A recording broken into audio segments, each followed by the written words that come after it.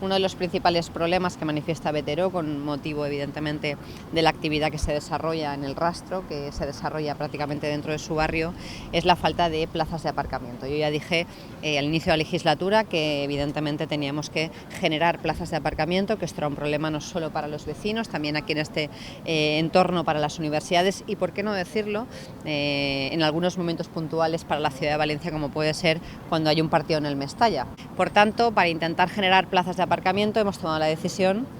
Vais a ver ahora cómo empezamos a desarrollar digamos esa actividad municipal que va a llevar a ganar un carril directamente de parking dentro de aquí de la Avinguda Taronchers, futura Avinguda Manuel Broseta Taronchers, de las 3 carriles de vehículos que existen, de Ramón Llull en dirección al mar, y desde aquí en todo lo que es la Avinguda Taronchers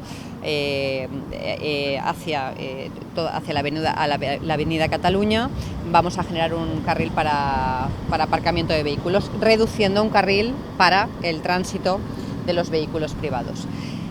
En ese sentido, decir que aquí vamos a ganar 382 plazas de parking, 382 plazas de parking que van a redundar en mejoras para los vecinos, dado que vamos a generar esas plazas de parking, y vamos a hablar también, vamos a remitir formalmente a todos los comerciantes del rastro que hacemos esta actuación para dotar de plazas de parking la actividad y al barrio.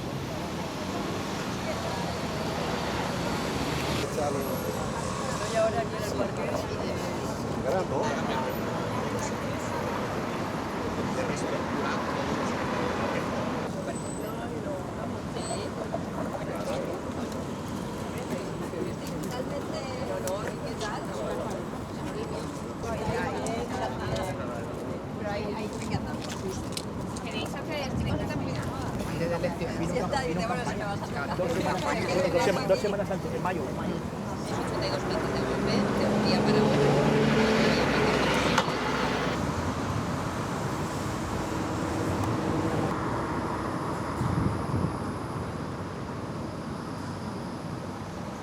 Pero evidentemente lo que ahora mismo se está generando más ansiedad. El único día que tiene de descanso, entonces, pues, a ver, no es mi caso, ¿no? Pero